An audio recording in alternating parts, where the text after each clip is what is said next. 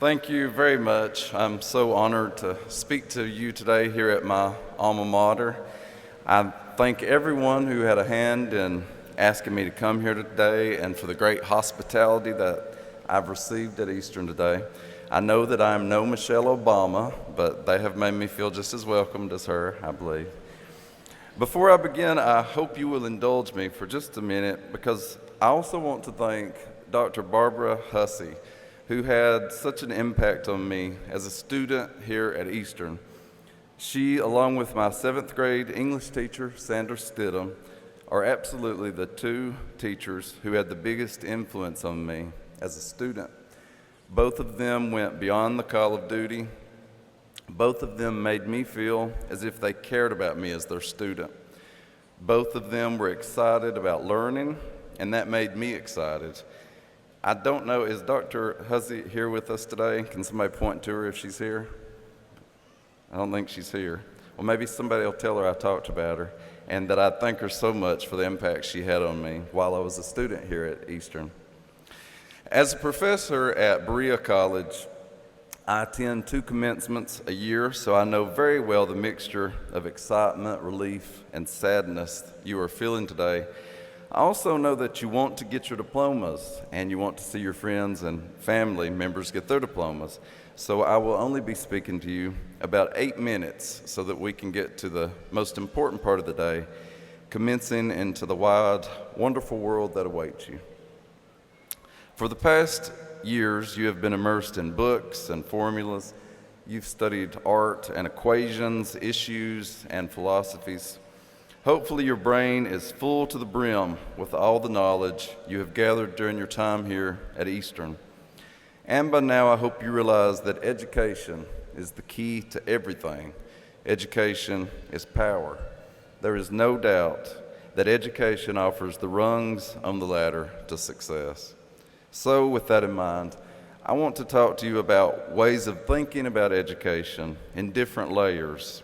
And I want to give you a handful of charges that I'm asking you to do now that you are a college graduate. But first, I want you to know that I am the only college graduate in my family.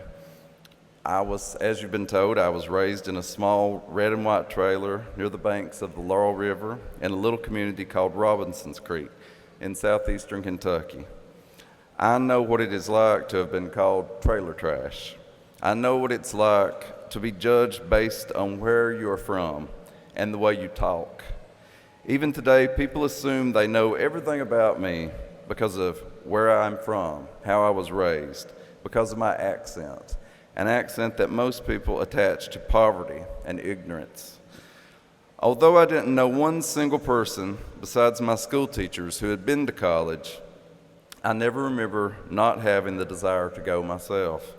I always craved knowledge. I always craved more education. I still do. I try to learn something new every single day, whether it is how to perfect a recipe, or facts about an author's life, or tips for raising the perfect tomatoes. The people I grew up around did not have the chances that I had, and I would bet that a lot of you come from similar families. My grandfather had to leave school when he was in the 4th grade to help his family. He worked in the coal mines of eastern Kentucky for 30 years, and eventually he lost his leg during a roof collapse. After 6 months of a fidgety recuperation, he went right back into those deep mines, and he worked for 10 more years, wooden leg and all. I am proud to be a coal miner's grandson.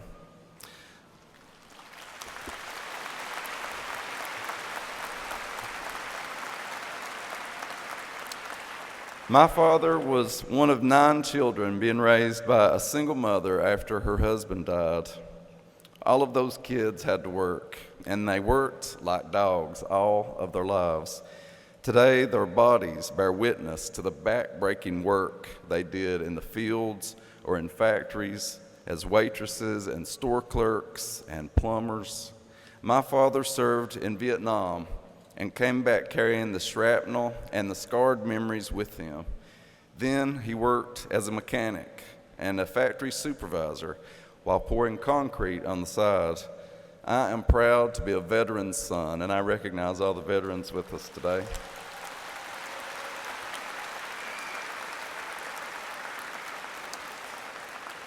My mother was an orphan who relied on the generosity of her cousins to make herself the first person in her family to graduate high school.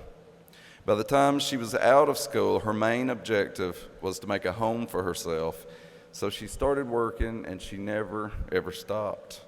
She worked in the lunchroom of my elementary school, where she and the other women worked in greasy, hot, crowded conditions, but never lost their ability to laugh and to be good to the students, who lovingly referred to them as the lunch ladies. And I am awful proud to be a lunch lady's son.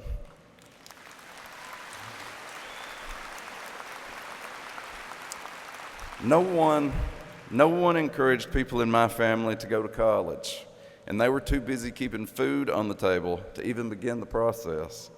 I believe that I wanted to go to college so badly because I saw how hard they all worked. I wanted to honor them. I saw the way my father's feet had been gnarled and twisted by wading water for weeks in the rice fields of Vietnam. I saw the raw pink wrinkles on my mother's hands from working with bleach all day in the school cafeteria. I took note when they put aside savings for me to go to college, when they scrimped and saved so I could have whatever I wanted. When you leave here today, thank the people who have sacrificed so you could have more than they had, who worked the long hours, who encouraged you to get an education. I am charging you to tell them how much you appreciate them. A word of thanks will never, ever be wasted. And I ask you to put your time at college to use, not only by using that degree to get a job, but also to keep your mind open, to be accepting, to love others for exactly who they are. I charge you to obey the golden rule. This is the ethic of reciprocity and is the most essential basis for the modern concept of human rights. A key element of the golden rule is that a person attempting to live by this rule treats all people, not just members of his or her own in-group, with consideration. The golden rule has its roots in a wide range of world cultures and is a standard which different cultures use to resolve conflicts. Although it shows up in all major religions, it is the most basic rule for being a good person, regardless of any kind of belief or non-belief, and one that you should apply to every day of your life as you go out into the world. I charge you to be careful of judging others based on the assumptions you might have about them, based on their socioeconomic background, sexuality, ethnicity, politics, religion, anything that makes them different from you. Our world is so fractured at this moment, and I think that one thing that feeds so much of the hatred in the world is the current state of disrespect that people so freely spew to one another. While our new global and digital world has allowed us access to things we only dreamt of 20 years ago, the internet and the 24-hour news cycle have both divided us as much as they have united us. I'm so troubled when I go online and see people cursing one another in political arguments. I'm troubled when I see people openly berate women using profane pejoratives and justify it by saying that popular music does the same. I'm troubled when I see a culture that thinks gay bashing and rape and exploitation of the rural for their natural resources is acceptable. It's not. That's the world I see today, and we all have to be a part of changing that climate of disrespect. We must all be revolutionaries. Thank you.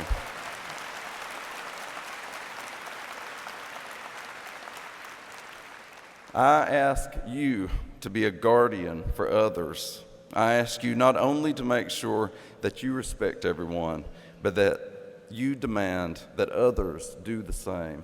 Do not stand by when others are treated unjustly. I charge you to leave this university and be the best person you can be. And I ask you to make sure that every morning when you wake, to think about the positivity you can put out into the world. You've not only learned facts and figures during these years at Eastern, you've also learned how to coexist with others. You've learned how to learn. So that is my final charge to you, to ask that you learn something new every day. I ask that you do not quit your education when you graduate today. You should take note that this ceremony has not been billed as a graduation, but as a commencement. Whereas graduation means a completion of studies, commencement means a beginning. Commencement is so much more appropriate to what this day is for you, because this is much more than the completion of studies. This is just the opposite in a way. It is the beginning, the true start of your truest learning when you go out into the world and not only apply what you have learned in books while here at Eastern, but most of all, what you have learned about the best part of yourself. Congratulations and thank you.